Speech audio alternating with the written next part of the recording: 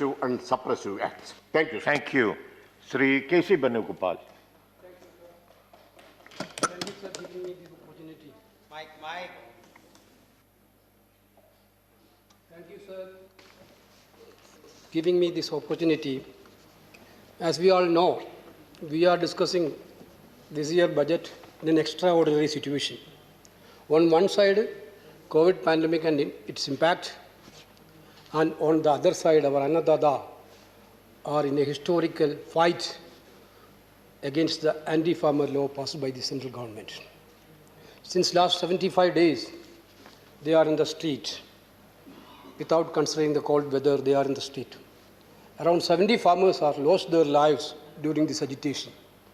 I salute their uncompromising historical struggle to save their present and future. I extend my solidarity to them in their peaceful and non-violent struggle. I pay my homage to our Kisan brothers who lost their lives during this agitation. Coming to the budget, so many our colleagues has already been discussed about the various factors which are reflecting through this year budget. Unemployment is a major issue. Now we are remembering the words of our Honorable Prime Minister. It is very shame. The same Prime Minister who declared creation of 2 crore jobs every year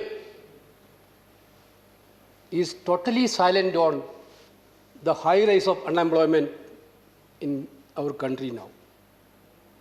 As per according to the Center for Monitoring Indian Economy, CMI, about 21 million salaries employees lost their job during April, August. There were 86 million salary jobs in India during 2019-20. In August 2020, it is only 65 million. Rural employment remains at worrying levels, that is 9.15% in December 2020 as CMI data. As per the information provided by the Ministry of Tourism in the Standing Committee itself, it is terrible, sir. The pandemic led to projected loss of around 1 lakh crore revenue in the tourism industry alone, and in the case of employment, around 2 to 5.5 crore job loss in the industry alone. Where is the way forward to address this concern, Honorable FM? Where we are going to compensate this unemployment issue? To make the situation worse, now the banks are very much reluctant to give loans to the tourism sector also. This is also stated by the Tourism Secretary himself in the Tourism Standing Committee. Even the measures the government has announced in the budget to meet these extraordinary challenges, there is there. Unfortunately, there is nothing to revive the sector or generate employment. The youth in the countries are asking, where is the job? In the budget speech or in the budget documents, there are no roadmaps to create more employment for the youth in the country. Budget is totally silent on creating new employment opportunities. Coming to the per capita income, at least now we are behind even to Bangladesh in terms of per capita income. SBI EcoRap June 23, 2020 has projected that per capita income in India will fall in severe manner post-COVID. It is estimated that the per capita income will decline by 5.4% in February 21 to rupees 1.43 lakh. Sir, the economic survey itself has pointed out that GDP registered a shocking 23.9% collapse between April and June 2020, the first contraction in 40 years. The daily wage earners, street vendors, migrant laborers, unorganized workers are still in an unexplainable crisis. What is the roadmap this government is providing for them? As you all know, this type of extraordinary situation need extraordinary measures. The people in this country had a great hope and expectation from the first budget after the COVID-19 pandemic outbreak. They were eagerly waiting to get relief to revive their livelihood, revive their business, and revive their economic activities. It is very sad to state that the budget unfortunately failed to give confidence to the people of this country, sir. It is not the effect of pandemic alone. Before the COVID, the GDP projection for 2020 were already bad. The pandemic has only deepened the pre-existing economic crisis. GDP growth had already hit an 11-year low in 2019-20. Even now, the government is arguing that economic is on V-shaped recovery. But how that recovery is possible is not answered in the budget, sir. Curiously, one mantra is behind you, that we are all agreeing, we are all seeing. That mantra is privatization. The budget has included every measure to sell out our public enterprises. Disinvestment is the only source of income as far as this government is concerned. Earlier the airports, now shipping sector, and again to the insurance sector. Every sector is being sold out for the benefit of a handful crony capitalist friends. The government has already sold airports. Now the Airport Authority of India become Airport Authority of Adani, sir. Now the Shipping Corporation of India is also going to in the same way. Rail also. Yes, everything is going on the same way. Only the benefits on these buyers are 2-3% only. That is what the India is now wondering. MSME is the major sector for reviving our economy. It is the backbone of our economy. MSME employs nearly 12 crore people. It is responsible for about 48% export. What is happening in the MSME sector already Chidambaram ji pointed out. That is totally collapsed there. 35% of the MSME sector shut down. It is totally collapsed. What is the roadmap for reviving MSME? Nothing is there. That is the major area providing jobs. You didn't have any vision. You didn't have any program. Then how can you revive MSME sector, sir? Government offered credit access, ignoring the MSME sector's demand for stimulus to address working capital requirements. Manrega, that also everybody pointed out Manrega. The only hope for crores of Indian household was the rural employment scheme. Even though the Honorable Prime Minister in other house has called it as a monumental for the corruption of UPA government, now everybody is saying that's the only one scheme which providing jobs in the rural sector. But what is happening now? Total, as per the records, nearly 120 million people have asked for the job under the scheme this financial year. Total work demanded under Manrega in 2021 is 53% higher than last year. Nearly 35 million people have requested Manrega work in the month of December and January 2020. This is a clear sign that there is a high demand for a job in the rural sector. In spite of the demand from the people and suggestion from experts, Manrega allocation for 21-22 did not cross the rupees 1 lakh crore mark and stand rupees 73,000 crore only. This is a 34.5% reduction from 2020-21. From this reduced amount, it is clear that how the government is going to revive unemployment in the rural sector. So migrant labor issue we discussed so many times. We saw their plight. Poor migrant workers, they have been died during their workaway. It is also concerned that there is no immediate relief to the migrant laborers and unorganized sector in the budget. The enrollment of 25 crore workers in the proposed portal will take at least 5 years, which is announced in the budget. What are the immediate measures the government has taken? Nothing is there. Plus petroleum prices, that is also discussed here. Yesterday, Honorable Minister has given a reply to my supplementary question. Actually, with most respect, I am trying to speak that it is totally a misguiding statement. With all my respect, I would like to say that Honorable Minister was misleading this House. Let me put some details on this regard. In May 2014, at the end of the UPA second government term, the petrol price in Delhi was about rupees 71 per litre, and the global crude oil price averaged US dollar 101.10. Today, crude oil price is at 58 US dollar, and petrol price in Delhi is at 87.30. How it is happening like this?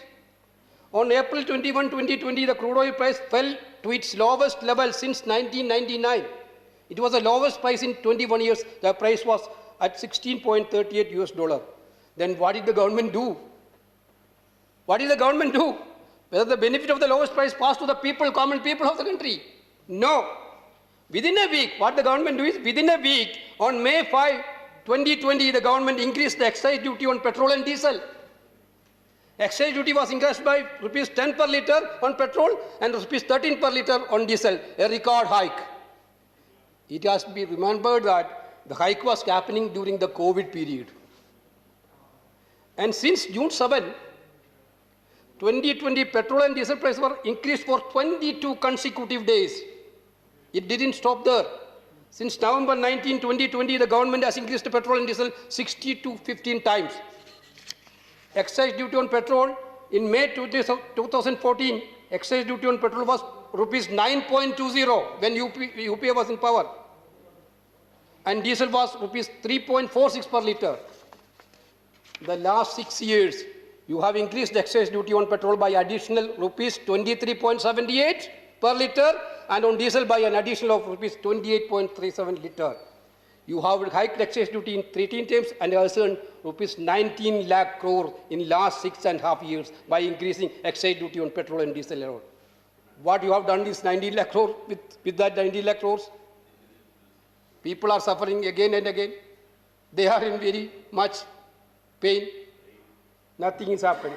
In addition to this, now you have decided to impose an agricultural infrastructure development cess also.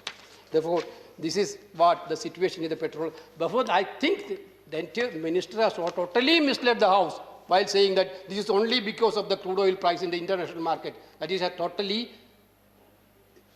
irresponsible statement, sir. I would like to tell that. Sir, then regarding the defense, today we discussed about that also. There is no, so Chidambaram ji pointed out, there is no even mentioning about the defense, the word defense in the budget itself. You are very much nationalistic. We saw the nationalism. The leakage of a WhatsApp message. We saw the nationalism. Balakot incident was leaked by one of your media friends. The country witnessed the nationalism by the BJP. You are talking about nationalism every time. What is your defense preparedness? Nothing is there. No additional. I will tell, in 2018, Indian Army Vice Chief Lieutenant General Sarath Chand had informed the Standing Committee on Defense that 68% of the army equipment was in the vintage category, 24% in the current, and 8% in the state-of-art category. What the government is doing? What is your action on that for modernization of these defense forces? If any mentioning is in the budget, we didn't see any mentioning this in budget. Therefore, now Honorable Rajnath Singh today have given a statement about the border issues. We are all with you on this issue. Fighting our enemy countries, we are all with you. But you are not giving enough information to the political parties of the country. You are not taking into the conference to all political parties. That is what the country is lacking. You are doing your level things to show that you are the master in all these things. This is not going to help us. This is what I want to tell. Then so many announcements. My friend Muralidharan is sitting there. When is the Kerala National Highway announcement has happened? You know that Honorable Nitin Gadkari already announced 5 months before that NH is going to widen 6 line in Kerala. Now in this budget, you have announced 65,000 crore was announced for the road development in Kerala. That is a package of NHAI. Everybody know about that. So many announcements was made before also. In 2015, Honorable Prime Minister announced a 1.25 lakh crore to Bihar package, big package. That was a poll promise. But schemes worth only rupees 1,559 crores of the package was executed in Bihar up till 2020. Out of 1,25,000 crores, 1,559. This is the promises you have made pastly. This also, and then also last PR election you promised that free vaccine for poor people. We didn't see anything in this budget about the vaccination cost.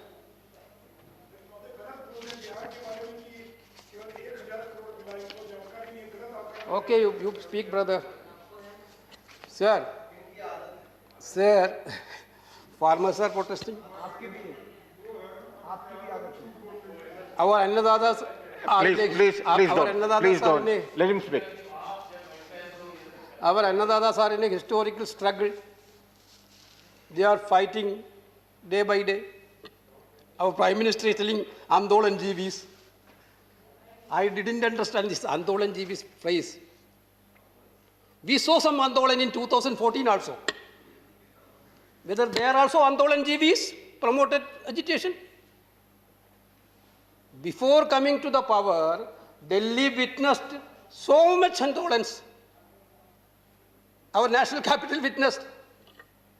My humble question to the Honorable Prime Minister, whether that also proposed by or instigated by Andolan Jeevis? This is a real... Yes, brother, Andolan will be there. If there is the political system in the country, system in the country Mr. itself for Benugopal, you don't have to reply. I'm replying. You address the chair. Yeah, You address the chair. the political system in the country is like that. What do you mean by Andolan? India got freedom through Andolan. That's right. Mahatma Gandhi is the because of he done an Andolan for getting freedom from British Raj. Yeah, Indian National Congress also. Now, this is Gandhi as a leader of the Indian National Congress. Every time. I'll check the record. I'll check the record, and if it is denigrating, then I'll expand it from my the question is, when the poor farmers are fighting for their livelihood, they're fighting for the present and future.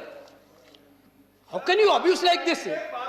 How can abuse like this, sir? Sir, how can you abuse like this? I'll check the record. If it is, they are branded as Khalistanis. They are branded as terrorists. They are branded as Pakistani agents. Every day somebody sitting in the evening TV debates and they are abusing our farmers like anything. Shame. Now you conclude. Yes, sir, I am going to conclude. Sir, this is the fate of our Annadadas are facing due to the attitude of this government. Therefore, actually, the farmers need an answer from the government. I would like to end my speech quoting the same Tirukural which the Honorable Finance Minister was quoting. Uluvar Ulagattarku Aniyattaradu Iluvare Ellam Poruthu. This is the quote from Tirukural. That means farmers are the linchpin of the world. They also support all others who cannot plough. So listen to the farmers. So their concern. Withdraw this Kala Kanun. Withdraw this Kala Kanun. Thank you very much, sir. Thank you. The next speaker is Anurag Thakur.